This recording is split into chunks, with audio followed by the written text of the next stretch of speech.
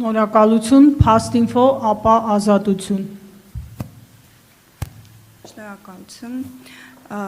Պարոն Կարապետյան, այնուամենայնիվ թույլ տվեք հստակեցնել, ինչ դերակատարում է ունեցել Վլադիմիր Պուտինը ձեր Հայաստան գալու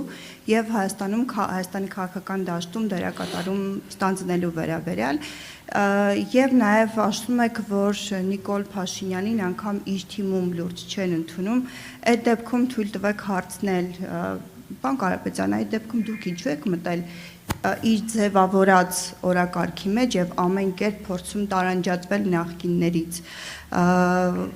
մասնավորապես Ռոբերտ Քոչարյանից, ձեր թիմակից եւ բարեկամ Նարեկ Կարապետյանը ասում էր, որ ինքը անձամբ երբեք առիթ չի ունեցել հանդիպելու կամ խոսելու պարոն Քոչարյանի հետ, խնդրում եմ նշեք, թե դուք ինչ հարաբերություններ եք ունեցել պարոն Քոչարյանի հետ։ Շնորհակալություն։ Դուք ուզում եք Նարեկը ստի։ Չէ, ես չեմ ասում ստում, վստահաբար, բայց եթե մարդը չի հանդիպել Քոչարյանի հետ, ինչ կանգնի ձեզ ասի ամեն օր խաշ ենք իրար հետ ուտում, թե ինչ ասի։ Թերևս ավելի կարևոր էին ձեր հարաբերությունները։ Իմ հարաբերությունների մասին ես ասել եմ տարիներ առաջ, իմ հարցազրույցներից մեկում գնահատել եմ Քոչարյանին որպես Հայաստանին հաղթանակ կերտող ղեկավարներից մեկը, բայց այսօր քաղաքական դաշտում, քանի որ քաղաքացիական պայմանագիրը նույնիսկ շատ անբարոյական օրակարգեր է թելադրում եւ մարդիկ դրանց սկսում են հավատալ,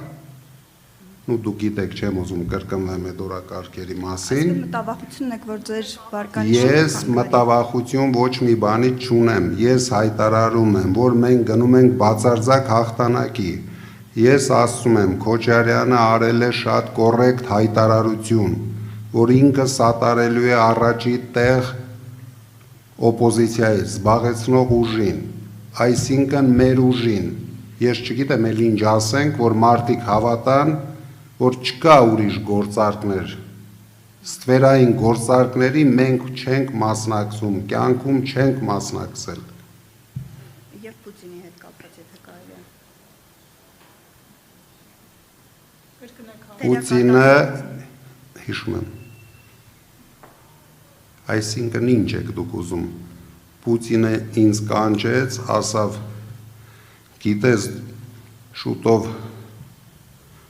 հորդ 40-ն է, իմ իջայլոց այսօր 1 տարին է լռանում, ինչը այս անբարո իշխանությունները ինձ զրկեցին մասնակցել դրան միջոցառմանը։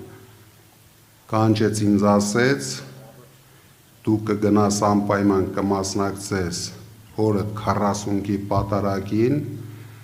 դուրս գալուց մենք ունենք մեր գործակալ լրագրողը կմոտենա քեզ, մի հատ հարց կտա, հետո ունենք մեր գործակալ Փաշինյանը, քեզ կձերբակալի, կալանավորի, տանիք պահի ամենածանր պայմաններում, դրանից հետո դու խելքդ գլուխդ կհավաքես, կմտնես քաղաքականության մեջ, կգնաս, կհաղթես։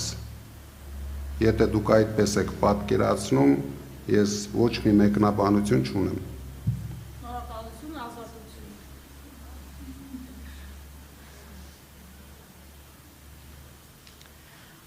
Պարոն Կարապետյան, իմ հարցերը արտաքին քաղաքական ոլորտին են վերաբերվում, ես ուզում եմ մի քանի հարցերի հետ կապված դուք ավելի մանրամասնեք ձեր պատկերացումները ինչպիսին են լինելու իշխանության գալու դեպքում։ Առաջինը վերաբերվում է նույն հապկին, քանի որ դուք ասում եք, որ երաշխավորված խաղաղություն եք պատրաստվում բերել, արդյոք հապկն է լինելու։ Դուք դիտարկում եք հապկը որպես Հայաստանի անվտանգության երաշխավոր։ Երկրորդ հարցը վերաբերում է խաղաղության պայմանագրին։